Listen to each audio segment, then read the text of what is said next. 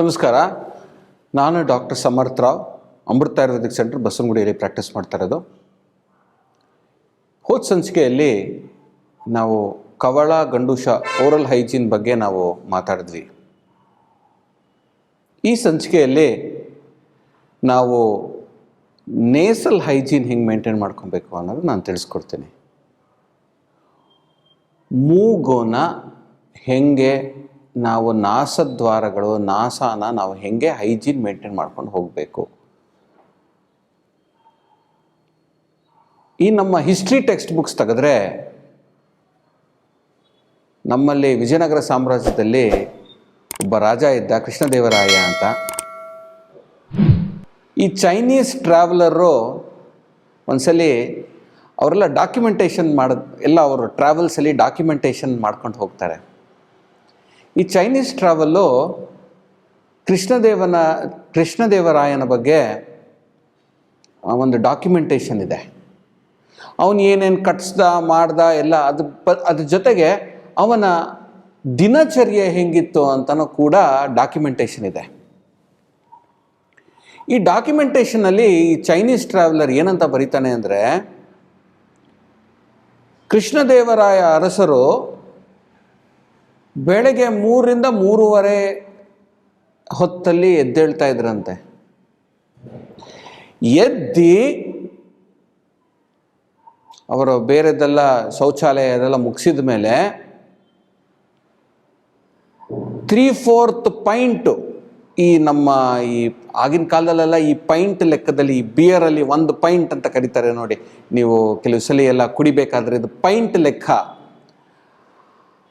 ಆ 3/4 ಪೈಂಟು ಪ್ರಮಾಣದಷ್ಟು ಎಳ್ಳೆಣ್ಣೆನ ಸೇವನೆ ಮಾಡ್ತಾ ಇದ್ರಂತೆ ಬೆಳಗ್ಗೆ ಎದ್ದು ಕೃಷ್ಣದೇವರಾಯರು. ಬರೀ ಸೇವನೆ ಮಾಡೋದಲ್ಲ, ಅದನ್ನು ಮೂಗು ಒಳಗಡೆ ಹಾಕೊಳ್ಳೋದು, ಮೂಗಲ್ಲಿ ತಗೊಳ್ಳೋದು, ಮೈಯೆಲ್ಲ ಎಣ್ಣೆನ ತಿಕ್ಕೊಳ್ಳೋದು, ನಂತರ ವ್ಯಾಯಾಮ ಮಾಡ್ತಾ ಇದ್ರಂತೆ. ಸೂರ್ಯೋದಯ ಟೈಮ್ನಲ್ಲಿ ಕುದುರೆಯಲ್ಲಿ ಸವಾರಿ ಮಾಡಿಕೊಂಡು ಇಡೀ ಅವರ ಸಿಟಿನ ನೋಡೋರಂತೆ. ಈ ಎಣ್ಣೆ ಪಾನ ಮೂಗಲ್ಲಿ ಹಾಕ್ಕೊಳ್ಳೋದು, ಕಿವಿಯಲ್ಲಿ ಹಾಕ್ಕೊಳ್ಳೋದು, ಇದೆಲ್ಲ ಆಯುರ್ವೇದ ಹೇಳಿದೆ ಅಂತ ನಾನು ನಿಮಗೆ ಆ 3/4 ಪೈಂಟ್ ಎಣ್ಣೆ ಕುಡಿಬೇಕು ಅಂತ ಹೇಳ್ತಾ ಇಲ್ಲ ನಾನು.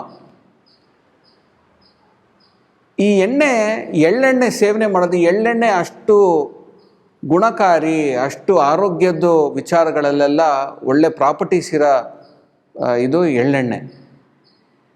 ಈ ಸಂಚಿಕೆಯಲ್ಲಿ ನಾನು ಹೇಳಬೇಕಾಗಿರೋ ವಿಚಾರ ಏನು ಅಂದರೆ, ಎಳ್ಳೆಣ್ಣೆ ಮೂಗಲ್ಲಿ ಹಾಕ್ಕೊಳ್ಳೋದು, ಇದಕ್ಕೆ ನಸ್ಯ ಅಂತ ಕರಿತೀವಿ ನಾವು. ಯೂಶಲಾಗಿ ನಸ್ಯ ಅಂದರೆ ಈ ತಂಬಾಕು ಪುಡಿ ತೊಗೊಂಡು ನಸ್ಯ ತೊಗೊತಾರಲ್ವ, ಅದನ್ನು ನಸ್ಯ ಅಂತ ಅಂದ್ಕೊಂಡ್ಬಿಟ್ಟಿದ್ದೀವಿ. ಅದೆಲ್ಲ ನಸ್ಯ. ಈ ನಸ್ಯ 2 ರೀತಿ ಮಾಡ್ಕೊಬೋದು. ಈ ನಮ್ಮ ಯೋಗದಲ್ಲಿ ಜಲನೇತಿ ಪಾಟ್ ಅಂತ ಬರುತ್ತೆ, ಅದರಲ್ಲಿ ಉಪ್ಪು ಸೇರಿಸಿರೋ ನೀರು, ಸೈಂಧವ ಲವಣ ನೀರಲ್ಲಿ ಸೇರಿಸ್ಬಿಟ್ಟಿರೋದು, ಸಲೈನ್ ವಾಟರ್ ಥರ ಮಾಡ್ಕೊಂಡು ಅದರಲ್ಲಿ ನೀವು ಜಲನೇತಿ ಈ ಸೈಡ್ ಮೂಗಲ್ಲಿ ಹಾಕಿ ಈ ಕಡೆ ತೆಗೆಯೋದು, ಅಥವಾ ಈ ಸೈಡ್ ಮೂಗಲ್ಲಿ ಹಾಕಿ ಈ ಕಡೆ ತೆಗೆಯೋದು ಮಾಡಿದ್ರೆ ನಿಮ್ಮ ನಾಸ ಕ್ಲೀನ್ ಆಗುತ್ತೆ. ಒಂದು ಅದರಲ್ಲಿ ಏನಾರು ಕಫದ್ದು ಬ್ಲಾಕ್ಸ್ ಇದ್ದರೆ ಅದು ಹೊಟ್ಟೋಗುತ್ತೆ. ಈ ನಾಸದ್ವಾರ ತುಂಬ ಇಂಪಾರ್ಟೆಂಟು. ಈ ನಾಸದ್ವಾರ ಯಾತಕ್ಕೆ ಇಂಪಾರ್ಟೆಂಟ್ ಇದೆ, ಶಿರಸ್ಸಿಗೆ ದಾರಿ. ಅದಕ್ಕೆ ನಮ್ಮ ಆಯುರ್ವೇದದಲ್ಲಿ ಶಿರಸೋದ್ವಾರ ಅಂತ. ಇದು ತಲೆಗೆ ಇದೇ ದ್ವಾರಗಳು 2.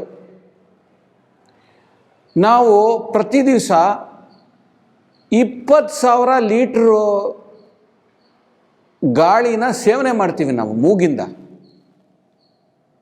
ಇದು ಮಾಡೋದ್ರಿಂದ ನಾವು ಈ ಮೂಗಿನ ಇಂಪಾರ್ಟೆನ್ಸ್ ಎಷ್ಟು, ನಮ್ಮ ಲಂಗ್ಸು ಕಾಂಟ್ರಾಕ್ಟ್ ಆಗಿ ಎಕ್ಸ್ಪ್ಯಾಂಡ್ ಆಗ್ತಾ ಇರುತ್ತೆ. ಅದ್ರದ್ದು ಗಾಳಿ ಎಲ್ಲ ಈ ಮೂಗಿಂದ, ಈ ಚಿಕ್ಕ 2 ದ್ವಾರಗಳಿಂದಾನೇ ಹೊರಗಡೆ ಬರುತ್ತೆ. ಆ 20,000 ಲೀಟ್ರ್ ಗಾಳಿನ ಫಿಲ್ಟರ್ ಮಾಡೋ ತಾಕತ್ತು ಈ ಮೂಗಲ್ಲೇ ಇದೆ. ಈ ಮೂಗನ್ನ ನಾವು ನೋಡ್ಕೊಬೇಕು ತಾನೇ. ಒಂದು ಹೈಜೀನಲ್ಲಿ ಹಾಗೂ ಆರೋಗ್ಯಕ್ಕೆ ಮೂಗನ್ನು ಕೂಡ ನಾವು ನೋಡ್ಕೊಬೇಕು. ಕೆಲವು ಸಲ ಮೂಗಲ್ಲಿ ಡ್ರೈನೆಸ್ ಅಂತ ತುಂಬ ಬಂದುಬಿಡುತ್ತೆ. ಕೆಲವರು BP ಔಷಧಿಗಳು ತೊಗೊತಾ ಇರ್ತಾರೆ, ಡಯೂರಿಟಿಕ್ಸ್ ತೊಗೊಂಡಿರ್ತಾರೆ, ಅಲರ್ಜಿ ಔಷಧಿಗಳು ತೊಗೊತಾ ಇರ್ತಾರೆ, ಅಥವಾ ಈ ಹಾರ್ಮೋನಲ್ ಟ್ಯಾಬ್ಲೆಟ್ಸು ಅದೆಲ್ಲ ಲೇಡೀಸ್ ತೊಗೊತಾ ಇರ್ತಾರೆ. ಆವಾಗ ಮೂಗಲ್ಲಿ ಡ್ರೈನೆಸ್ ಅಂತ ಆಗತ್ತೆ. ಈ ಡ್ರೈನೆಸ್ಗೆ ಒಂದೇ ಸುಲಭವಾಗಿರೋ ಪ್ರಯೋಗ, ಎಳ್ಳೆಣ್ಣೆ ತೊಗೊಂಡು ಸೌರದ ಒಳಗಡೆ ನೀವು ದೂರಕ್ಕೆ ಪ್ರಯಾಣ ಮಾಡ್ತಾಯಿದ್ದೀರಾ, ಏರ್ ಟ್ರಾವೆಲ್ ಮಾಡ್ತಾಯಿದ್ದೀರಾ, ಅಥವಾ ಟ್ರೈನಲ್ಲಿ ಅಥವಾ ಗಾಡಿಯಲ್ಲಿ, ಓಪನ್ ಏರಲ್ಲೆಲ್ಲ ಗಾಡಿಯಲ್ಲಿ 2 ವೀಲರಲ್ಲಿ ಟ್ರಾವೆಲ್ ಮಾಡ್ತಾಯಿದ್ದೀರಾ ಅಂದರೆ ಸಣ್ಣದ ಹತ್ತಿಗಳು ತಗೊಳ್ಳಿ, ಎಳ್ಳೆಣ್ಣೆ ಹಾಕಿಬಿಟ್ಟು ಕಿವಿ ಒಳಗಡೆ ಇಟ್ಕೊಳ್ಳಿ, ಮೂಗಿಗೆ ಸ್ವಲ್ಪ ಎಣ್ಣೆ ಹಚ್ಕೊಳ್ಳಿ. ಇದು ಮಾಡೋದ್ರಿಂದ ನಾವು ಈ ವಾತದೋಷನ ತಡಿತೀವಿ, ಕಂಟ್ರೋಲಲ್ಲಿ ಇಡ್ತೀವಿ. ಈ ಡ್ರೈನೆಸ್ಸಿಂದ ಇರಿಟಬಿಲಿಟಿ ಜಾಸ್ತಿ ಆಗುತ್ತೆ. ಆವಾಗ ನಾವು ಸ್ನೇಹತ್ವ ಸೇರಿಸೋದ್ರಿಂದ, ಅಪ್ಲೈ ಮಾಡೋದ್ರಿಂದ ಆ ಇರಿಟಬಿಲಿಟಿ ಕಮ್ಮಿ ಆಗುತ್ತೆ. ಡಾಕ್ಟ್ರೇ ನನಗೆ ಸ್ಟ್ರೆಸ್ ಜಾಸ್ತಿ ಆಗ್ತಾಯಿತ್ತು, ನೀವು ಹೇಳಿದ್ದು ನಾನು ಹತ್ತಿಯಲ್ಲಿ ಎಣ್ಣೆ ಹಾಕಿ ಕಿವಿಯಲ್ಲಿ ಇಟ್ಕೊಳ್ಳೋದು ಪ್ಲಸ್ ಮೂಗಲ್ಲಿ ಸ್ವಲ್ಪ ಎಣ್ಣೆ ಸವರೋದು ಮಾಡೋಕ್ಕೆ ಶುರು ಮಾಡಿದ್ರೆ ನಂಗೆ ಸ್ಟ್ರೆಸ್ ಕಮ್ಮಿ ಆಯಿತು ಅಂತ ಹೇಳ್ತಾರೆ. ಸೊ ಈ ನಸ್ಯ ಅನ್ನೋದು ತುಂಬ ಇಂಪಾರ್ಟೆಂಟು. ಮುಂದಿನ ಸಂಚಿಕೆಯಲ್ಲಿ ನಸ್ಯ ಆಯುರ್ವೇದ ರೀತಿಯಲ್ಲಿ ಹೆಂಗೆ ಮಾಡ್ಕೊಬೋದು, ಯಾವಾಗ ಮಾಡ್ಕೊಬೇಕು, ಅದರಿಂದ ಹೆಲ್ತ್ ಬೆನಿಫಿಟ್ಸ್ ಏನೇನು ಅನ್ನೋದು ನಾನು ತಿಳಿಸ್ಕೊಡ್ತೀನಿ. ಅಲ್ಲಿವರೆಗೂ ನಮಸ್ಕಾರ.